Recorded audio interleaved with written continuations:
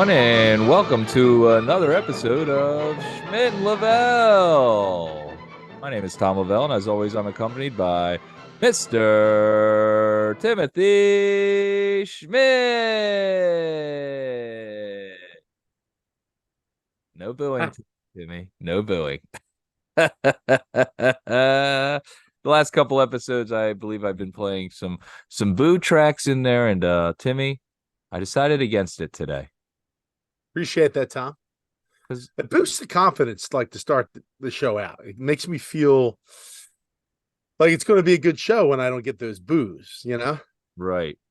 But you know what? And I feel like you're a natural, I feel like you'd thrive in that heel mentality. You come out in an audience and everyone's screaming and yelling at you and booing you. I feel like you'd eat up every second of that for some reason. stoke it in a little bit. It's all about the Yeah. character. It's a character you got to play, Tom.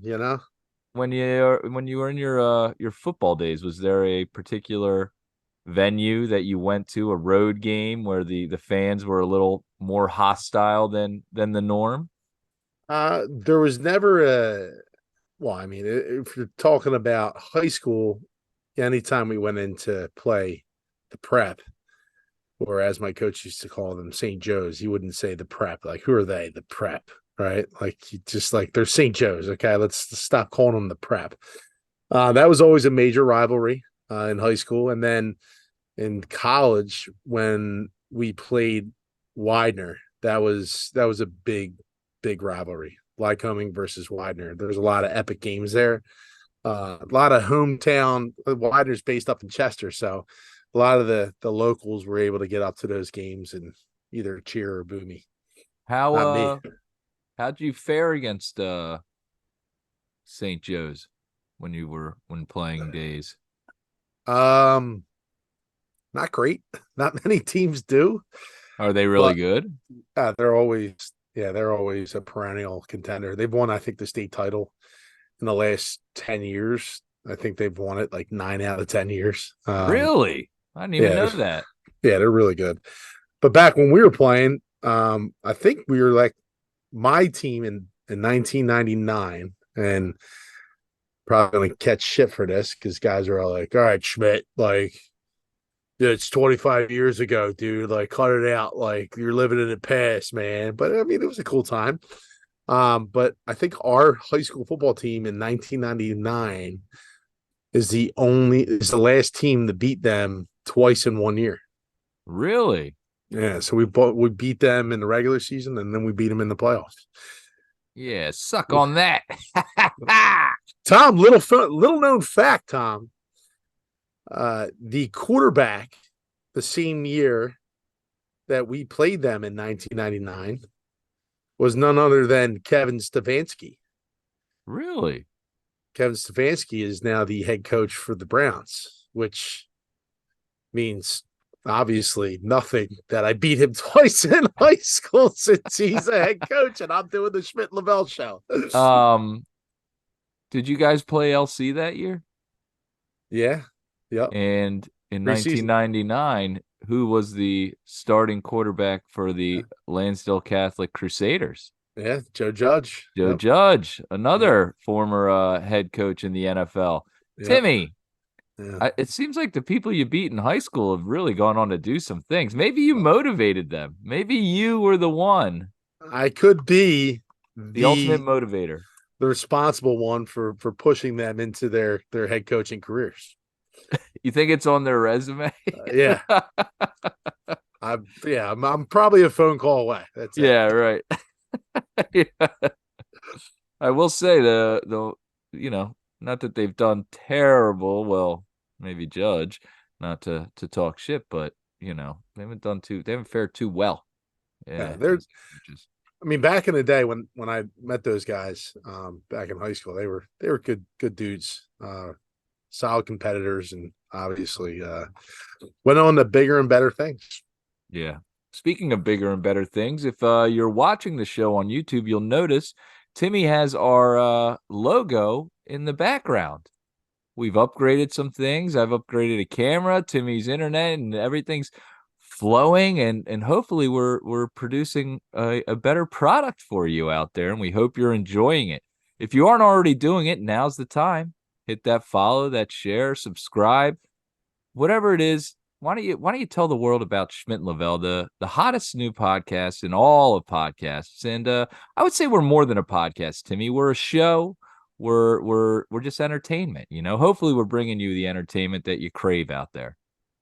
Yeah, we like to be your neighbors That's right. in a way. Someone that you can talk to, someone you can listen to, and just have a laugh with. Maybe have a beer. Yeah. And I would say, even like making your way through the world today takes everything you got.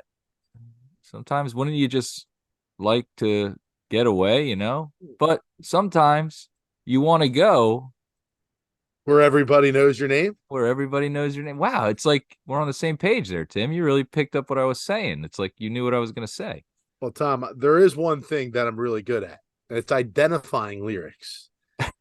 There's now on the other hand of that, I'm not good at remembering lyrics. So I can't like my sing along skills in a car ride there's songs that I've heard a million times on the radio and I still don't know the words to the songs. I just kind of mumble my way through, if you will, and then I get to the Yeah. chorus and I belt it out like I know it. Yeah, it's pretty good.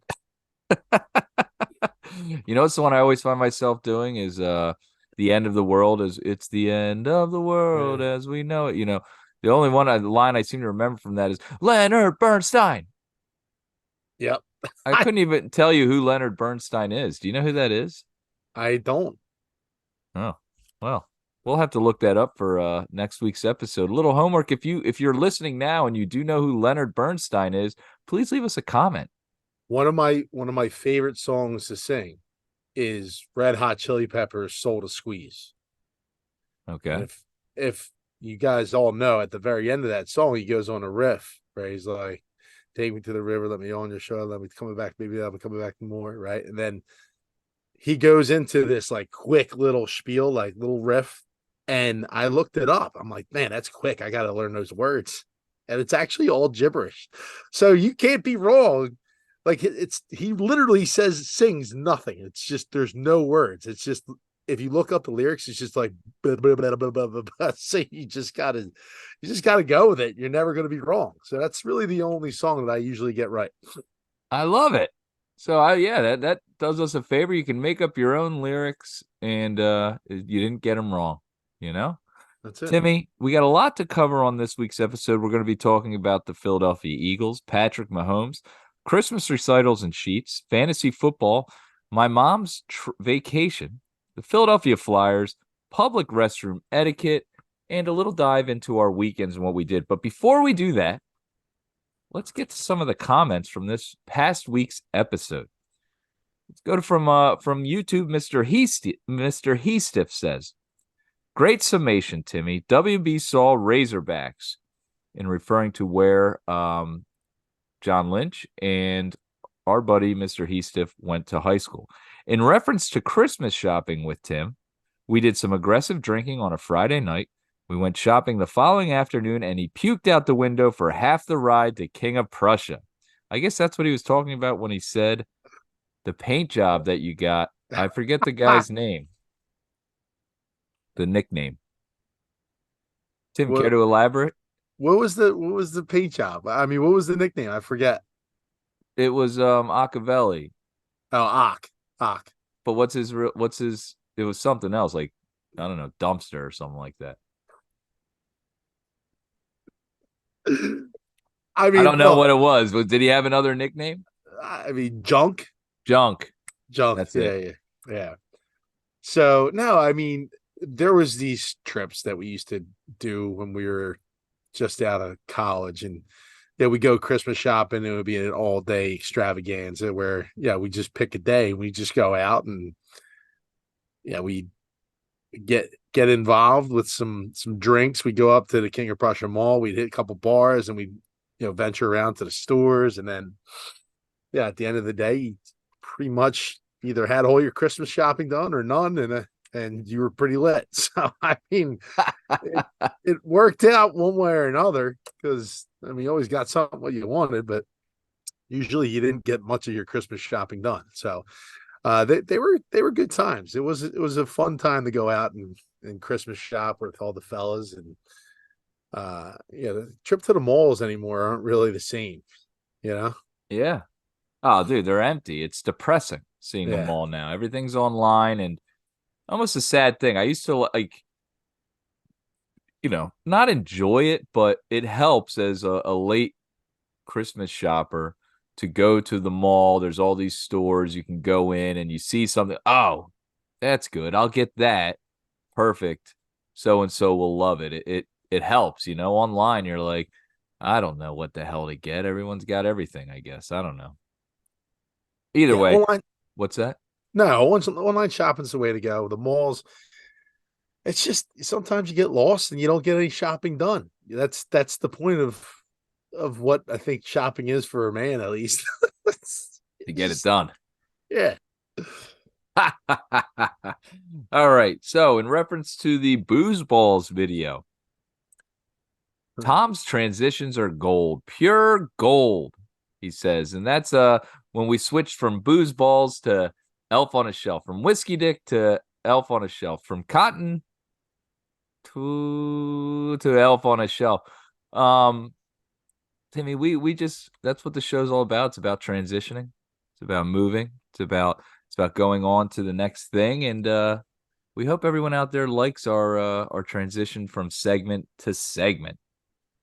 Yeah, that's the first time we tried that type of transition. It was, it's a little bit more R-rated than the normal PG-13 stuff that we do. But I think it was a necessary topic to tackle, Tom. It's just, we're all adults here. I'm an Yeah, adult. You're an adult. Yeah, we can almost. talk about some of those things. Yeah, and you know what? Like, sometimes you can cover some stuff that I guess you'd seem like vulgar, and like that's not like that's everyday life. You know what I mean? It was funny. It was something we were like, we were cracking up at the bar. Let's just roll with it on the show. And I think hopefully everyone out there enjoyed it. Or maybe they thought it was dumb. All right, Mr. Jim Barnhart 5874 says, I'm a big fan of the new LED Christmas lights. I like the old style too, but when they are next to each other, the LED lights pop a million times better, he says. And I got to say, I'm not really necessarily in favor of one or the other. I guess I like them all, like we were saying. We just kind of like the effort. And this is something that I'm going to talk about right now. Me and this particular person, I tried to X his name out of the show last week, have had a couple instances where we are just not on the same page, okay? But he likes to be like the judge of my opinion, which I don't really appreciate. Tim, for example, today we're sitting there and we're talking about who knows. And someone posed the question to him, well, who's your top three bands of all time? And I never really put like a list together of what the top three are. And so I'm sitting there. He says Led Zeppelin is on his list. And then, he's kind of like, I don't know. I'm kind of put on the spot, my top three. And I was like, I think I could name my top three. And they said, who's your top three, Tom? I'd say I like the Killers, Sublime, and I'm a big Sam Cooke fan. Those are my 1, 2, 3. And he shit all over my picks. That's it. That's ridiculous. That's disgraceful that's top three. Blah, blah, blah, blah, blah, blah, blah. I'm like, it's just okay. I'm sorry. You just went with the most obvious pick ever made to man with Led Zeppelin. Like, everyone could say, you're pandering. You're just saying, Led Zeppelin, because no one can argue with that, right? That's just such a, classic pick. I was like, it's no soul. That took no soul to make that pick. You decided on that pick because you knew whatever. Like, why don't you make a decision on your own without people telling you what the best band in the world is, huh? These Tom, are this bands is that I like, that I grew up with. right. And that's why I stand by my list, Tom. I'm getting shit on for all my lists, my movie lists, my candy lists, right? And there's peer pressure on me to take mounds out of my top 5 or my top 10. And It's I'm your not doing top it. five. It's my Yes. list. If you want a show and you want to do your own list, go ahead and do your own list. All right. But I'm talking about my favorite candy bars, my favorite bands, and that's what I'm going to put out, my top 5 or my top 10. So if you don't like it, hey, make your own list or don't listen to the show. But guess what? You're not going to change my mind. All right. I'm out on it. All right. I'm Yeah. out on your opinion then. Okay. You're just going to go up and go chalk. Yeah. Everyone knows Tom Brady's the best quarterback in the world, right? Is he your favorite quarterback of all time? No, probably not. Yeah. Randall Right. Cunningham might be, Who knows? Yes. It's your choice. The ultimate weapon. Anyway, Timmy, I feel your pain, Tom. it's ridiculous. And I'm not like, hey, I said, hey, I can't be wrong here. It's my top 3, the bands that I like the most. Mm-hmm. They didn't ask me what are the 3 greatest bands of all time. They said, who's your top 3? When I put on music, this is who I typically listen to. This is what I like. And then he shits all over the Killers like they're no good. I'm like, dude, they had some classic albums and they came out like right in my like early 20s. I rocked with those albums. They were always on the player. I'm playing all that stuff. That's what I liked. It's something that reminds me that like I grew up with that. You're putting out stuff that it was made before you were even born. Yeah. Yeah. All the Rolling Stones. I remember when that album came out. Yeah. I was in high school. No, you don't. No, Yeah. you don't. And I'm not saying you can't love that stuff because, maybe someone played it for you. But, all I got to say is dumb. Dumb. All right. Let's get back to the movie list that we brought up, Timmy. Mr. Heastiff says the ref was hysterical. Planes, Trains, and Automobiles is definitely top 10. As far as the Christmas Carol, the Mickey Christmas Carol, Matty Diz says, no, not in. Jay Lewandowski says, yes, 100% in. Timmy, a lot of talk about the Christmas movies. You were just saying how people are, shitting on your list. The one thing when I look back on our list, and sometimes we make them and we make a decision, we were on a time limit basically with the show. And I will say, I think that some of the stuff we put in for the classic reasons. And like you said, maybe we need to stick more to what our top 10 is and not what is, are we grading it on our top 10 or on what should be in the top 10? You know what I mean? Yeah, no, absolutely. Yeah. We're subject to peer pressure on this show, Tom. And I mentioned that there was an individual sitting next to me as I was putting together my list on the previous show. And my decisions were being swayed. And you know what? I can't do that anymore. Outside interference is not happening. What we're going to be here, Tom, and what we promise our viewers and our listeners is that we're going to be 100% authentic show. We're not just going to start regurgitating the same list that you see all over the internet. All right. We're going to go out. We're going to get the boots on the ground. We're going to go get those wings. We're going to taste those wings. We're not just going to put together a list and say, hey, these are our top 10 wings. Oh, it's the same list as everybody else in Philadelphia. Okay. We're going to do our due diligence and we're going to come up with a strategy to come up with the best material, the best list that you can find on Schmidt and Lavelle. That's right. The logo says Schmidt and Lavelle. All right. Schmidt and Lavelle versus the world. We're making our lists. And if you don't like that, I got one word for you. Dumb. just sticking with this dumb thing. I love it. Hey, dumb, I think is going to be our catchphrase. All right. Dumb. Not dumb. Not dumb. It's not dumb to have dumb as your catchphrase. Timmy, shout out to Berardi Brothers Pizzeria. You posted this past week a picture. You went there. You had your cheesesteak. You posted the video. We got a thumbs up from them. They enjoyed us putting that out there. Just tell the people out there listening about Berardi Brothers Pizzeria and their cheesesteak. I saw the picture of it. My mouth's watering thinking about it right now. So I did have their I did have their cheesesteak in the summer in Seattle. And it was the first time I ever had it, and I was like blown away. Like it was just a monstrosity of a sandwich. And like how when you go down the shore, someone goes out and gets all the sandwiches and brings them back, and then everyone sits around the table and they start eating them, and it's just like you don't really think much of it. But I was like, wow, I'm kind of blown away by the flavor of this thing. And I was driving up in Bucks County, and I reached out to my buddy. I said, dude, is there any like really good spots around here, like cheesesteak spots? I'm kind of in the mood. He's like, yeah, you got to check out Berardi Brothers. I was like, shit, I had that down the shore in Sea Isle. Let me check out the place up in Southampton. So I walked in. It's like probably about 11:15, 11:30. I think they just opened up, and cool little spot.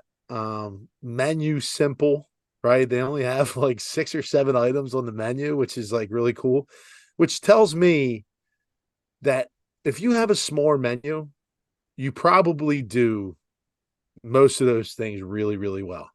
And I thought it was an excellent cheesesteak. I got the Cooper Sharp. I don't dig the onions. So I got without onions. An excellent roll. Came with pickles, which was a little strange. I don't like pickles touching my shit. Like Yeah, they put the pickles like in the in the same basket. like serve. Yeah, and it was So the like what? The bottom of your roll got a little pickle juice on it?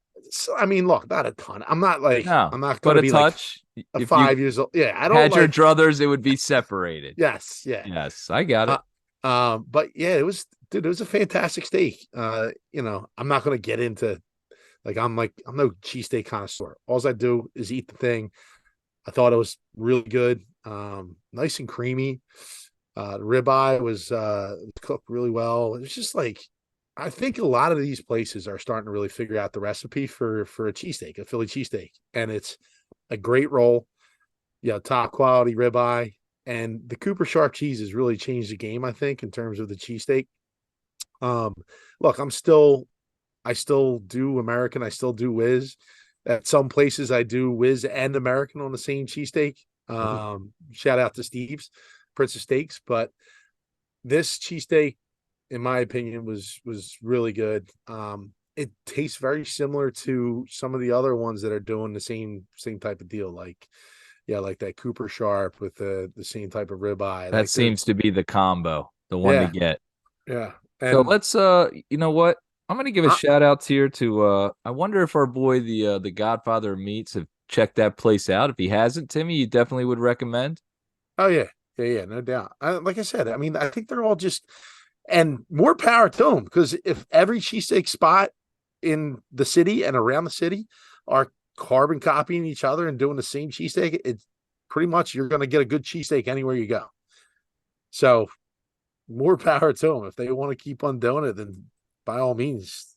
But I mean, it was really good. It was really good, top notch. Well, Philadelphia is traditionally one of the best food scenes in the country. Our breads, our meats, the way we cook things, the soul that's put into the food. It's top notch. People talk about it all the time. They come from over and they go out to eat here in Philadelphia. The cheesesteak is obviously famous, but there's a ton of other stuff to check out. But so that's Berardi Brothers Pizzeria in Upper Bucks. Is that what you said? Bucks County? Yeah, it's in Southampton. It's right off of Southampton. Second Street Pike and Street Road. Not too far from like Warrington area, like Five Ponds Golf Course is like right around that area. But yeah, it's really cool. Really All good right. spot. Go check it out. Berardi Brothers Pizzeria in Southampton. All right. Timmy, in response to our are you a real tree or a fake tree guy? Luke Schmidt says real. And then we got an interesting comment from S Madden 10 about the real tree, fake tree. He says, and hold on one second. Well, real quick before who was it? Schmitty with All City Schmitty? Yeah. Yeah, that's my cousin Luke. And he was bragging the other day on Facebook about how his sister moved down to Florida, which she did. Carolyn's down there now, my cousin Carolyn. I hope she's enjoying the beautiful weather down there in Florida. But she gifted him her fake Christmas tree. Ooh. So some conflicting, you Oh, know, seems like yeah, he's pretty fake then. yeah. So well, he then reached out to me and he said that he has a fake tree in the foyer, and then he goes real pretty much, in where the real tree's supposed to go. So like, Well, that's a like perfect segue to our next comment from Mr. S. Madden 10. He says, both. We have a fake one that we decorate as our main tree, and then we go and cut down a real one to share the experience of cutting down a tree with the kids. My wife also has an additional 3 other fake trees throughout the house, as well as 3 tiny fake trees in each bedroom for the kids to have their own. Trees on trees on trees. Psycho. I mean, that's a little nuts. You want to get nuts? I mean, is this guy crazy with the trees? I mean, I there's guess no. some people's trees is their thing. You know what I mean? They want more trees and trees and trees. I mean, That's 6 trees. I know people that like trees, but not those types of trees. I know what you're saying. I'm picking up what you're putting down. That's bananas, dude. I mean, how many Christmas trees do you put in your? I mean, in your house? That's just ridiculous. I mean, you're overdoing it with the tree stuff. I mean, how many kids do you have? You He's said got with 3.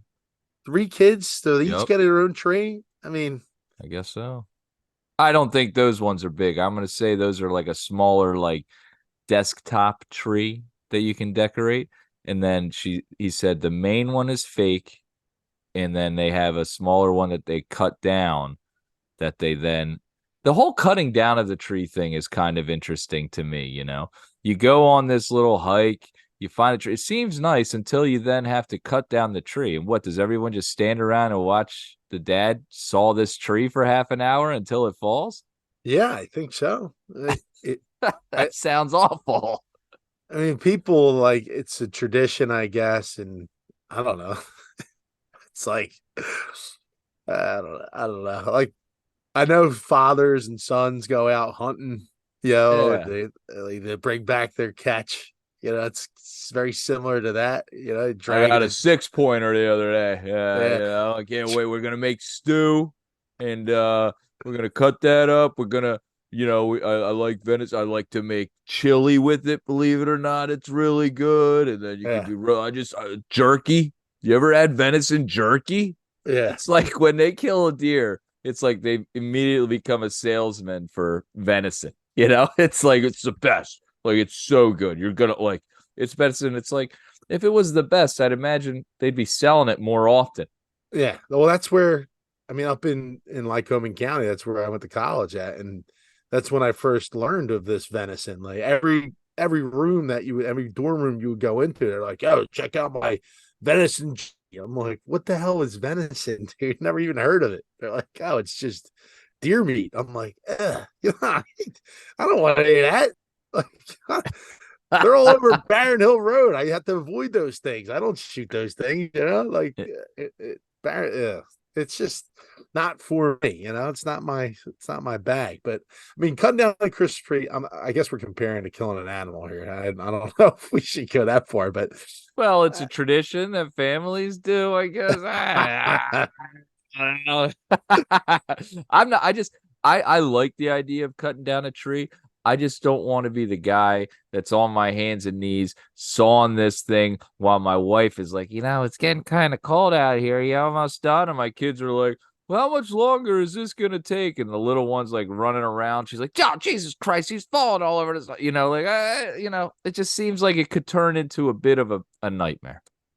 yeah. Well, I would say that going to the secret garden is much like cutting down a tree. You can Hey, there you you have the go. same experience, except you don't have the hassle of cutting down the tree yourself. You don't have to worry about dragging it from the forest to your car.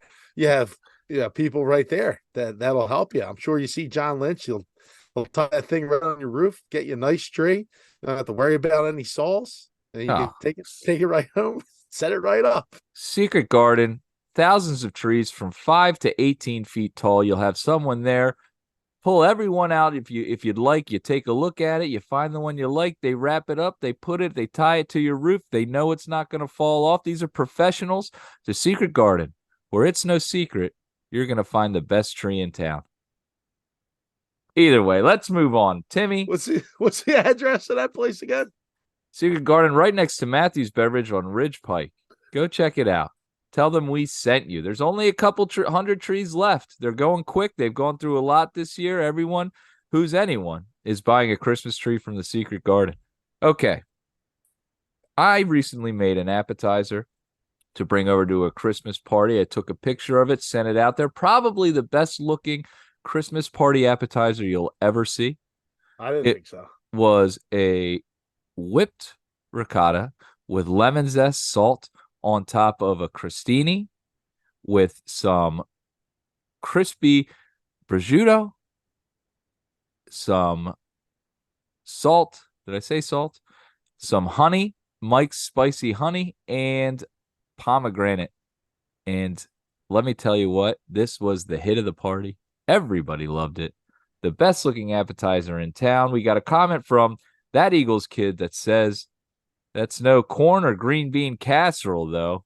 Psst, whatever. Yeah. Hashtag Attababe.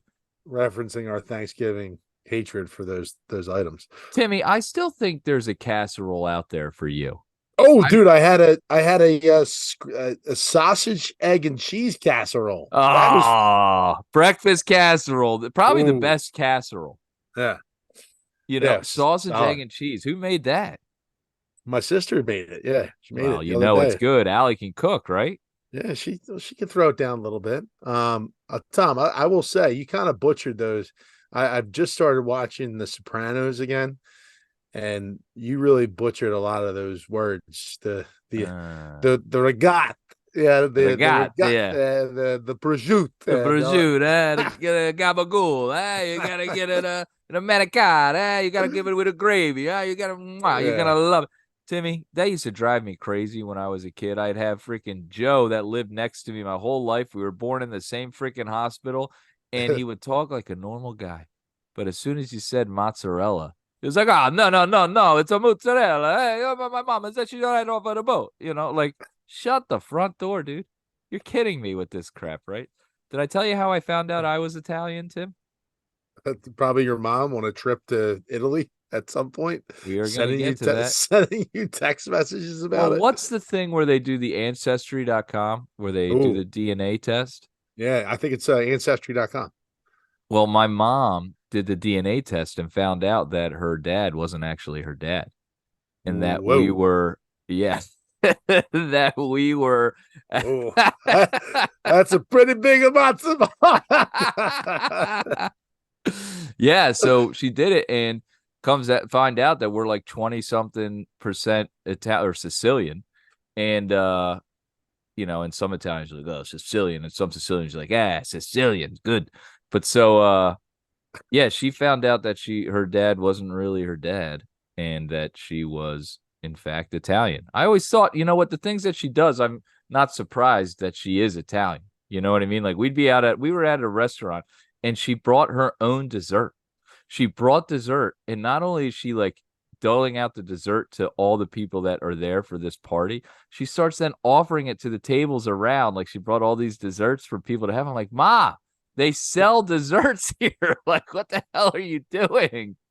Can't do that. This is a business. You might as well just pull up a grill and start cooking for everybody. Yeah. But that's my mom. So, Timmy, at that party, I was introduced to a couple, and I want to get serious here for a second. Each year around Christmas, I try to do something nice to kind of do something good, a good deed going into Christmas time. So at the party, I ran into a couple. They have a young daughter. Her name is Bella. Tim, have you heard of Beats for Bella? Have you seen any of these things around the neighborhood? Kind of a thing around the neighborhood. Beats by Dre. Beats by Dre. Beats for Bella is a non-profit organization. It's for people that have, congenital heart deficiency. And so this girl was born with a deficiency in her heart. She had to get her heart transplant. Ooh. And so I was talking to them, and they seemed like such nice people. And obviously, as parents, we feel for anyone that's going through something like that with their young child. So I decided, what can I do to help?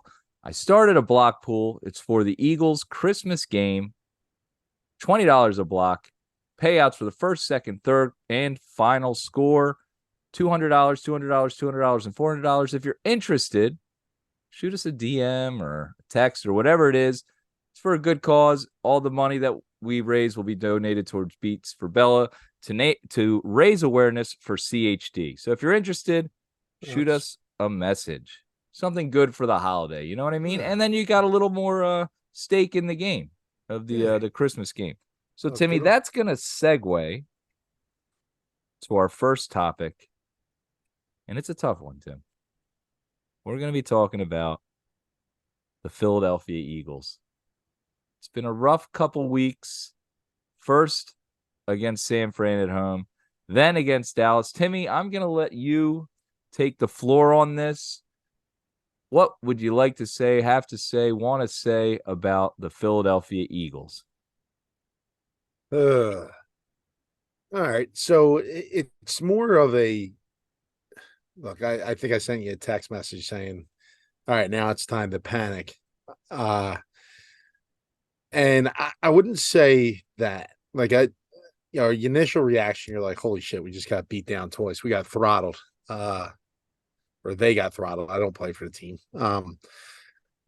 And it's easy to just point at the deficiencies. The defense has been atrocious for the second part of the year, to be honest. And yeah, it's at every level, which is concerning.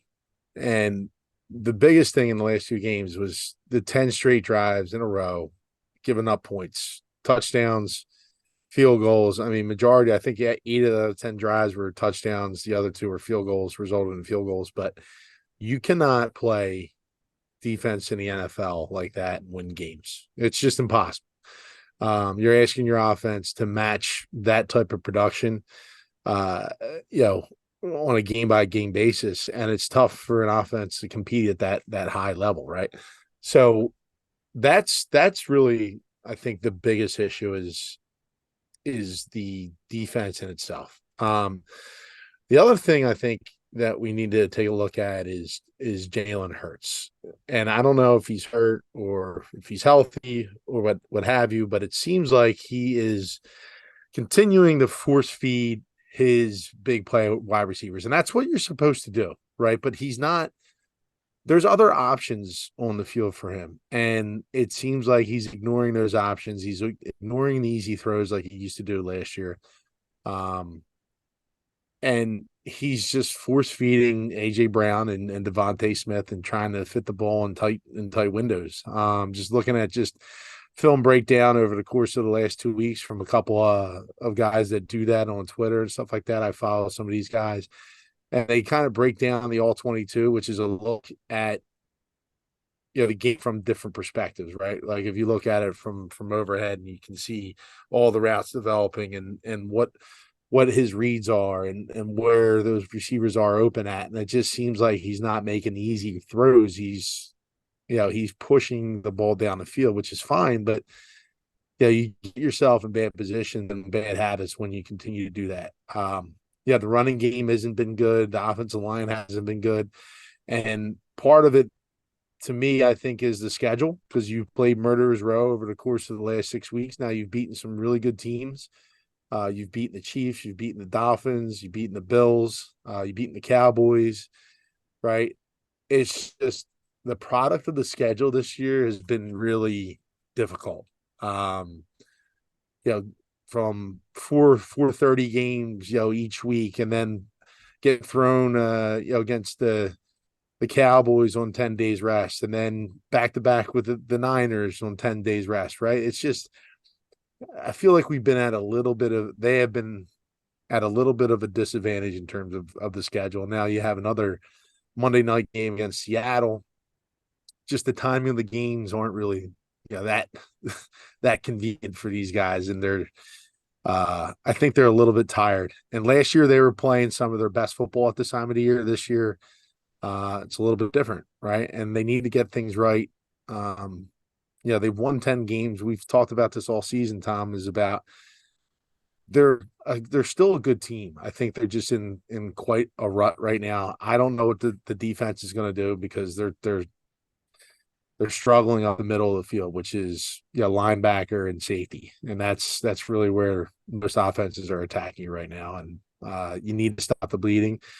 You need to be able to show that you can stop an NFL offense, because those are the teams that you lost to the last 2 weeks are the teams that you're gonna have to beat to get to the Super Bowl again. So Right. And Jalen Hurts fumbling in his last 7 games. He's fumbled the ball. Hasn't lost them all, but he's fumbled in the last 7 games.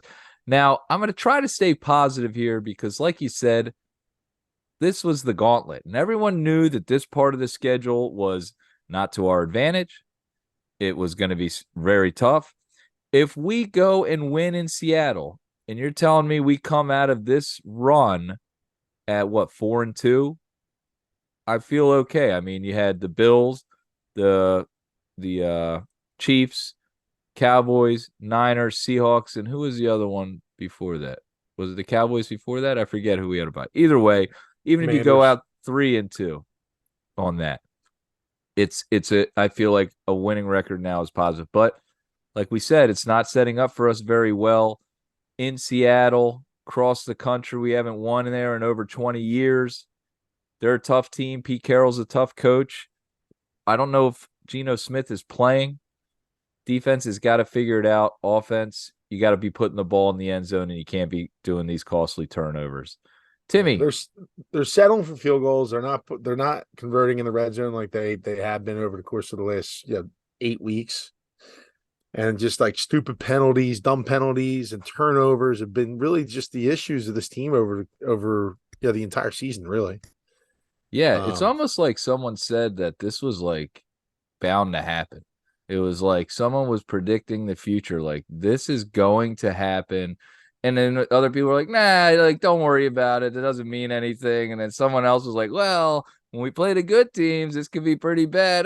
We win in the games. And then the other person was like, but like when we play the good team, like we can't keep being outgained and lose the turnover battle.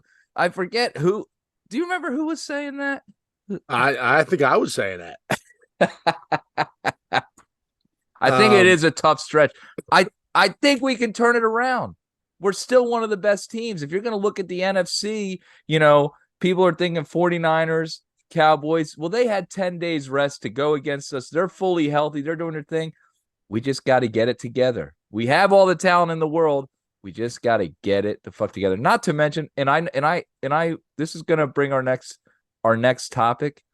The refs were doing us no favors in that game on Sunday night. I mean, we were praying for a 3-and-out. We finally get one, and then they call a weak ass pass interference on Slay. And it's like, man, and then 2 touchdowns where they picked up flags. It's like, come on, like what's going on here?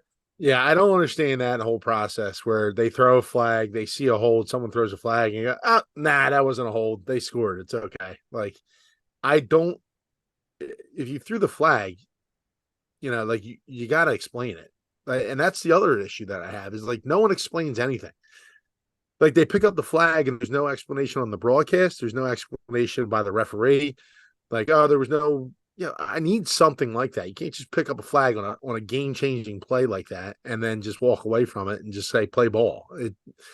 The whole audience is wondering why. Yeah, And good point, Tim. Why not if you're picking up the flag, say, well, why was the flag thrown in the first place? Oh, yeah, then it didn't happen. Like, whatever. I think they said something like there was a hold in the first, and I was calling for holds all night, and I'm like, dude, they're holding them the whole game. And then even Collinsworth was saying, man, the Eagles are pirouetting to kind of show that they're. It's like, well, are they going to get a call? They've been held the whole freaking game, yeah, yeah. So I don't know. It was frustrating to watch, and hopefully they can get it together. We got to get to their quarterback too. I mean, geez, we got to start like sacking them, whatever. But speaking of complaining about the refs, let's get to one Mr. Patrick Mahomes. We posted a couple videos about this and his complaint on the call. Timmy, let's make this one a quick one. I mean, Patrick Mahomes, shut the front door, dude. Nobody wants to hear your. The guy was offsides, and he never checked with the lineman. He never checked with the line ref. Sorry, Yeah, it's as blatant as it could be. And I believe he was offsides 4 times that game, and they didn't call the other 3. Uh, it's blatant. It's obvious. I mean, this has been beaten like a dead horse on all the shows. It's been talked about.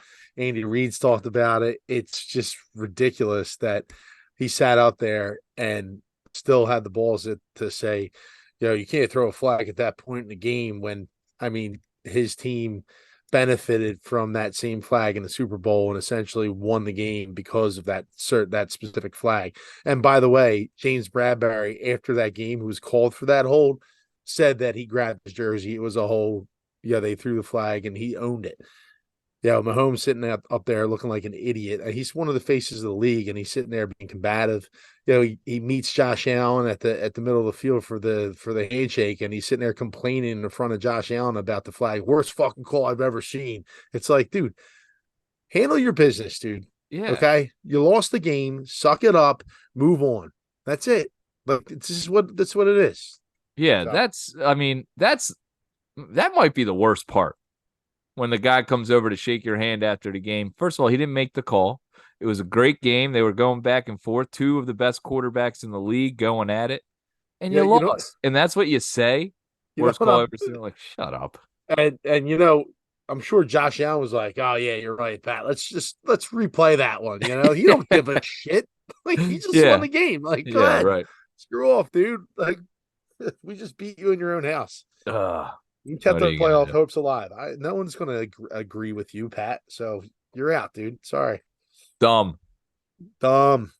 All right. Let's move on. Timmy, my mom, who we talked about earlier, who recently found out she was Italian a couple years ago, has gone on another vacation. And I've said to you how she likes to send these long texts to groups of people where you don't know who half the people are in the text group. Well, Timmy, we got to enjoy a couple of those this weekend. From my mom on her trip, returning to the ship from Czech Republic. The small town we visited was beautiful. My day consisted of a walk around the palace and through the town. Cannot remember name at this moment. We were offered a huge meal for lunch: potato soup, carp, beef, and duck, accompanied by both red cabbage and sauerkraut, potato salad, dumplings, bread stuffing, and mystery loaf with apple strudel for dessert. Of course, there was wine and beer, hot chocolate, soft drinks, etc. The meal was similar to the Christmas celebratory dinner of the locals. With six of the water babes, we walked, shopped, and made laughs all afternoon. It was a good time. This evening, I returned to Linz, Austria, which is just an hour away. I will go tour downtown Linz and visit Christmas markets before dinner. You may know that when I left the U.S., I wasn't feeling my best. I have a nasty cold, mainly heavy congestion. The illness has been an inconvenience, but has not prevented me from enjoying my time along the Danube. As the days pass, I continue to improve, but my progress is slow. I hope to come home healthy and remain that way. So Tom, as you're reading that, I this isn't the first time we've covered your mother and her vacations and her letters back home. So if we were talking about the NFL, and there was one of the funniest Twitter handles that was going years ago, and it was the Andrew Luck Twitter. Did you ever see that? No. So Andrew Luck, they used to say he looked like an old school, like, Civil War, like, with his Yes. neck beard and Yeah. all that I stuff. remember that. Yeah. Yeah. So they started a Twitter, and they would write these tweets each week, like, about his journeys, like, as an NFL quarterback. And like, they start out, I'll read one of them to you right now. Dearest mother, I write this important note from our barn, as we must keep distance during such a chaotic time. I trust the rooster to leave this on my porch. My accommodations out here are nice. The mound of hay beneath my sleep stack feels like a cloud. Please heed my advice. Stay in the house. What's more, do not hoard squirrels. Like, it goes on and on and on. And like, it reminds me of your mom's notes, like, back to you guys. It And it's is just, so crazy, dude. She is just like one of a kind. Like, I just imagine her sitting there thinking, looking out a window, just Dear diary, dear tech Yeah. group text, I hope this message finds you well. It's great though. I mean, you know what? She's enjoying her life. She's trying to keep in touch with her family. It's And she does it like it, a 1600, yeah, you're like yeah. the year 1605. Like she Yeah. fucking traveled across the fucking Mayflower to get to her Yeah. vacation or some shit. Oh, God I, bless you, Mom. I hope you're having a good time. And I'm sure I hear all about it this weekend at the family Christmas party. Speaking of Christmas events, Timmy, you recently went to a Christmas recital just tonight, right? yeah, yeah. Your children are in a Christmas recital. Mine is tomorrow. I will be Oh. going to that, the first Christmas recital I will have seen. My daughter plays the trumpet, and this is her second year of trumpet. And they bestow upon us a wonderful Christmas extravaganza, if you will, and of many, many hymns and tunes that bless our ears throughout the entire performance. It's an hour long. And I was making a joke with my friend who his sons like play baseball, right? And I said, dude, as much as I love like going to these things, it's very difficult to like hear your daughter play trumpet in an orchestra, like you Yeah. can't like really single her out and go, man, I love how she hit that note because There's a lot of noise going on over there, and I'm it's a sure fuck. she's one of them, but Yeah, I just yeah, don't know which one. But hey, yeah, she's there. I know yeah, she's making noise. yeah. You get so they play three songs, you get the round of applause, and then they bring out like the sixth grade band. They come out, they do their songs, and then, dude, as much I know it's very introductory, but it just sounds like noise, like New York City, like noise. If you stood in the middle of like Times Square, it would sound exactly what I just heard of Ah, at the Christmas concert. It's not very good. It's a lot of individuals that are off key and they're trying their best, and it's um God bless them. I mean, look, it's a lot of work that these teachers put into getting them to be as good as they are right now, but it's not the greatest sounding concert. I'm not going to what's the Christmas orchestra that does the Metallica stuff. Trans-Siberian Yeah, it's not Orchestra. the we're not watching the Trans-Siberian Orchestra here. Um, but it's funny. And then they sang a couple songs, which was beautiful. But like the best thing is after the concert when, obviously I hadn't seen my daughter since the last time I had her, and she, ran up to me right away and gave me a big hug, and we got a couple pictures together, and it was just cool to see her in that element. I got to see my other daughter too as well, and then my family came up with me, so my dad, my sister, and my brother. Oh, And nice. yeah, Whole we all went family. as yeah, we all went up there. It was cool. It was cool. Nice. And did you stop anywhere to get something to eat on your way up? Yeah, so we I was getting bitched at because I told everyone that we would leave early when we'd hit a diner on the way up, Tom. But I started work this morning at 3 o'clock, and I slept through, and we didn't leave until about 5:15. So we didn't have the opportunity at a diner. So I was getting bitched at as we were leaving to hit a place to eat, and I had the show to do, and I was like, hey guys, like we're all adults here. You guys could have ate before you left, and caught shit for that. So I was like, look, we'll stop at the Sheetz here and we'll grab something to eat. And my dad's very particular. We took his car up. There's a nice spacious car. He reminded me that, how nice it is on the ride up, and kept on reminding me like, how smooth is this? Oh, it's beautiful, right? Like, yes, Dad.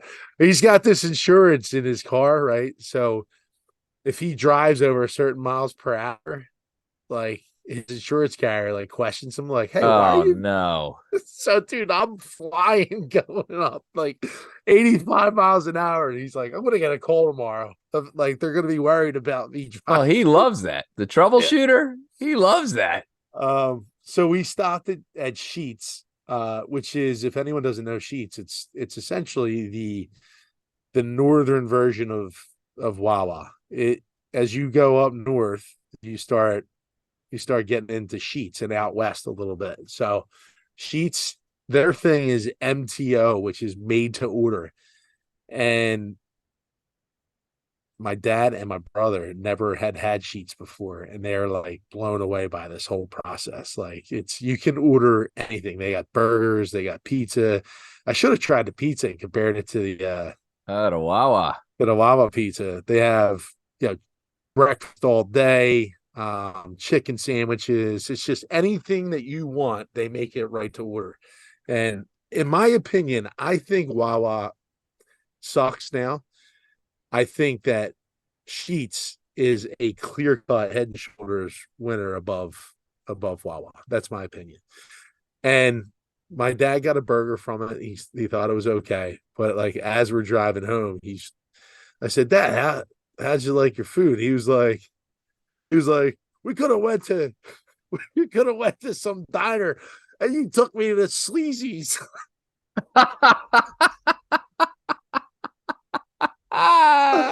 Sleazies. I said, what the hell? I said, what the hell is Well, if you sleazy? look at the sign, I guess. I said, what the hell is sleazies? He's like, that place we were just at. I said, Sheetz? He said, whatever. Sleazies. And then my brother's in the back. He's like, you got a sleaze burger.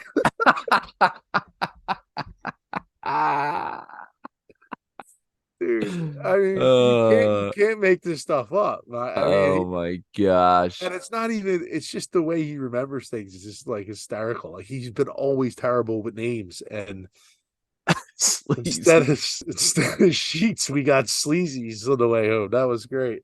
Oh man.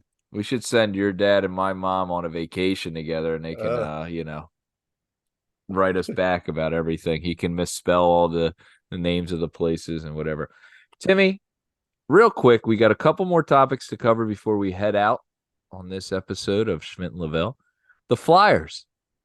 How'd they end up? They came back in the third period to tie it up. The look on your face doesn't seem good. no, they just lost in overtime. They lost in overtime. They got a point, third Yeah, place in their division right now. yeah. I've been impressed with the Flyers. This is supposed to be a rebuilding year. It seems to be a competitive team. We went to a game earlier this season. I think we should go to another one. Yeah, no, it's a breath of fresh air. I think the Sixers and the Flyers combined are like 7-1-1 in December so far. Nice. Can't say the same for the Eagles, but Let's leave them off that list. yeah, no, they're playing some pretty solid hockey. And yeah, Tortorella, who's their coach, has been one of those guys, as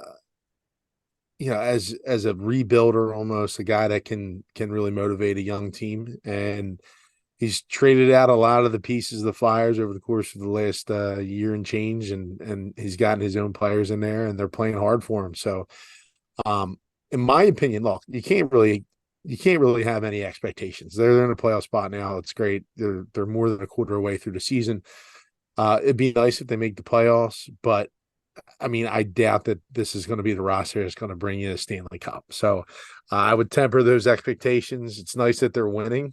It's cool to see, yeah, that the system's working and they're gelling together and they're scoring pucks. Their power play is actually pretty decent right now. They're really good on shorthanded too as well. They're one of the tops in the leagues in shorthanded goals. But yeah, it's a step, right? Like, you're trying to rebuild, and yeah, after year one, you can't just go all in and start trading all your talent away to bring in some whatever, some hired gun to think that you're going to make a run towards the Stanley Cup. So I think you just temper your expectations, ride the season out, and see where your chips fall. Yeah, we're getting on the wagon with the Flyers right now. Go check them out if you're not watching them. Um, they certainly are a fun team to watch. All right, Timmy. Last topic. Let's get into it. Public restroom etiquette. If I could say one thing about the public restroom, I'm going to talk about the urinals real quick. If there's a row of urinals and you go to a urinal and you're going, and there's spaces available in between, you take the space. You don't go stand right next to someone when there's a clear empty urinal, 2 spots down, 3 spots down, whatever. If there's 5, as a matter of like just common courtesy, you choose one of the odds, either the two ends or the middle, and then the other person can then go to a spot. You leave as many spots open if possible. If there's no spots open, whatever. It's all everyone goes. You got to give space. Am I right? Dude, one of the first experiences I ever had with my boss in Cincinnati, we were at a Buffalo Wild Wings, and we both got up to go to the bathroom at the same time. My boss was much older than me. At the time, I think I was like 30, and he was, I think, like 55. So he walks into the bathroom, and there's 3 urinals on the wall. Tom, what urinal do you think he picks? The middle one. Did he He go to the picks. middle one? He went to the middle urinal, and I stopped him as soon as he unzipped. I said, What are we doing here? Like, where are you from? Well, like, you can't go middle urinal." And he turns around and looks at me. He's like, "What?" I'm like, "Do you not know the rule, dude?" He's like, "What rule?" And I said, "Move them over." I go, "Get over your side. You take that one. You never go middle urinal, dude. You go No. one, you leave a space, and then you go to the next. And then the next guy has the decision on whether you can go middle urinal and go full urinal there, or you take the stall. You get the option. Me, I probably go to the stall and take a quick piss, right? But hey, at least you have the option. Okay, you don't take that decision out of that guy's hands. Yeah. That's a violation. That's a foul. If you're in a bathroom and there's an odd number of urinals, you take the end. You go to the end, okay? You go to the end and you leave the space open, and then the next person goes and they go to the other end, leaving that space. Tom, what you're saying right now is not dumb. It's not dumb. Not dumb. Not dumb. Taking the middle urinal, dumb. Dumb. Very The dumb. ends leave the space. I mean, if we've taught you anything on Schmidt Lavelle, we've taught you take the end urinal. And so the reason why we're bringing this up, Tom, is because I went into a public restroom today. Oh boy. And it was in kind of the in the Northeast Philly, which is like really not really the greatest area, right? And the whole place is a restroom. See what I did there? So there's a code on the bathroom, so you have to go to one of the registers and ask the lady for the code. So I get the code, and she opens it up, and I'm thinking it's just going to be like a single urinal place, right? Like, all right, like you go in, go out, only one bathroom, and it's a full restroom. There's 2 urinals and 2 stalls, and there's a guy in this public restroom taking a shit. There's 2 other people in the bathroom, and he's on the speakerphone just having a conversation with his buddy while he's taking a shit. Oh my goodness. And I'm like, what were they talking about? Something about like someone being in a hospital, and like, is he still Well, in the you ICU? gotta take. I mean, come on now.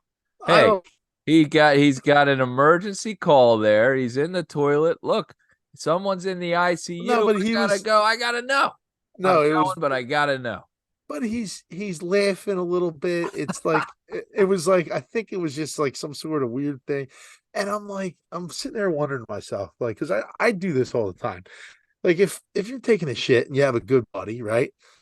Like sometimes you'll talk to your friend, one of your best friends, while you're taking a shit, and immediately while you're on the phone with them, they're like, "Yeah, you taking a shit?" You're like, "Yeah, absolutely." There's an echo. There's an echo to the phone. It's almost like you're on speaker if you're not already on speaker, and you're like, "Are you in the bathroom?" Yeah, you can tell right there at the drop of a hat. So like this guy not only is in the bathroom with this guy on the phone, he's on speakerphone, and he's just having a conversation in public about whatever it is. And I'm like, I don't know if I could even pull that off. Like there's times that when I was on I would go to the band, like you ever get into like a relationship with a girlfriend, and you're on the phone for like 45 minutes and you have to take a piss. Sometimes I just hit the mute button. I go into the bathroom. I've been there. I've been a muter. Absolutely. Yeah, and then you get out. It's just you because you know you could get caught, and someone's gonna be like, "You in the bathroom?" And you don't want to hear that, but it's just like